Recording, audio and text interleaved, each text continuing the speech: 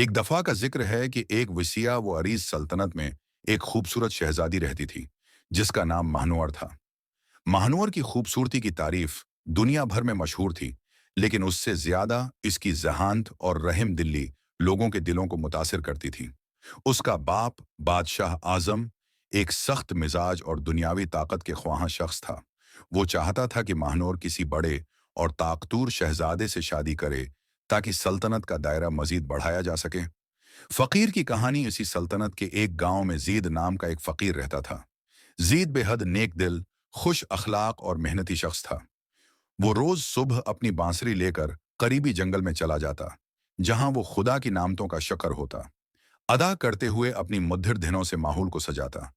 जीद के लिए दुनियावी माल व दौलत की कोई हैसियत नहीं थी।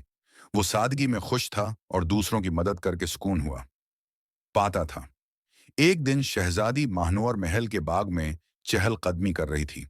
महल के बाहर एक मधुर बांसुरी की आवाज उसके कानों में पड़ी। वो आवाज इतनी जादुई थी कि वो बेअख्तियार उसकी जानिब खंचती चली गई। महल के करीब एक दरख्त के नीचे उसने जीद को देखा, जो अपनी बांसुरी बजा रहा था। जीद की सादगी और सुकून भरा चेहरा देखकर महानूर हैरान रह गई। महानूर उसके करीब गई और पूछा, ये धन तुम कहाँ से सीखते हो?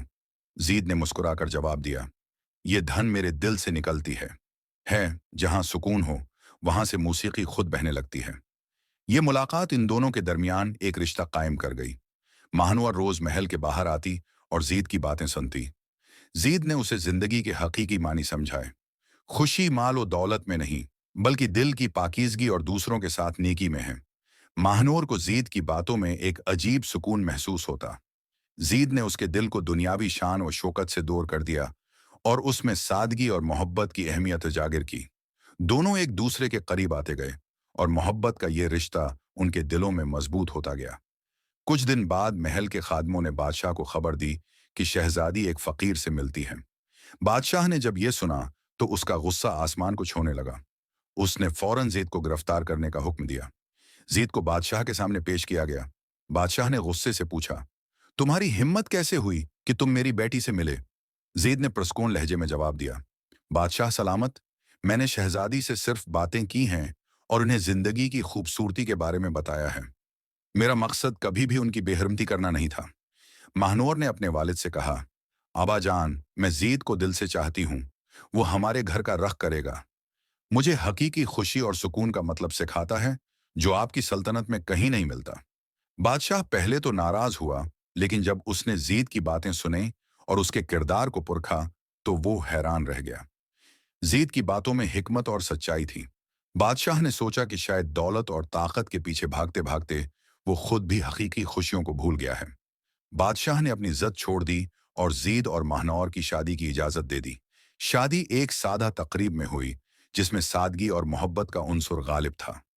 जीद और महानौर ने अपनी जिंदगी दूसरों की खिदमत के लिए वक्फ कर दी। यूं मोहब्बत ने न सिर्फ दो दिलों को जोड़ा, बल्कि बादशाह और पूरी सल्तनत को यह सिखा दिया कि हकीकी खुशी सादगी, मोहब्बत और दूसरों की मदद में है। महानौर ने अपने वालिद बादशाह के सामने झुककर एहतराम से कहा, अबा जान, आपने हमेशा मुझे सिखाया है कि इंसाफ और सच्चाई एक बादशाह के अहम उसूल होने चाहिए। आज मैं आपके सामने अपनी सच्चाई के साथ खड़ी हूं। जीद कोई आम फकीर नहीं, वो एक ऐसा इंसान है जिसका दिल सोने से ज्यादा कीमती है। उसने मुझे ये समझाया कि हकीकी खुशी दुनियावी शान और शौकत में नहीं, बल्कि दिल की पाकीज़गी और दूसरों की मदद में है। बादशाह ने गुस्से से कहा, लेकिन वो तुम्हारे काबिल नहीं। तुम एक शहजादी हो और तुम्हारा नसीब एक ताकतवर शहजादे के साथ जुड़ा होना चाहिए। महानूर ने नरमी से जवाब दिया, ओबा जान, ताकत और हैसियत से दिल के रिश्ते नहीं जुड़ते। जीद की मोहब्बत ने मुझे आजाद किया है और उसने मेरे दिल को सुकून दिया है। आप कहते हैं कि मैं एक शहजादी हूं, लेकिन शहजादी होने का क्या फायदा अगर मेरी खुशियां छीन ली जाएं? महानूर की आंखों में आंसू थे, लेकिन उसकी आवाज मजबूत थी। अगर आपने जीद को कैद कर लिया या हमारी मोहब्बत को खत्म करने की कोशिश की, तो आप मुझे भी खो देंगे। एक बादशाह अपनी राया की खुशियों का जामिन होता है और मैं आपकी अपनी बेटी हूं। क्या मेरी खुशी आपके लिए अहम नहीं? बादशाह ने यह बात सुनी तो उसके दिल में हलचल मच गई। वो अपनी बेटी की आंखों में सच्चाई और मोहब्बत देख सकता था। उसने सोचा कि शायद वो अपनी दौलत और ताकत के पीछे भागते हुए जिंदगी की असल खूबसूरती को नजरअंदाज कर चुका है।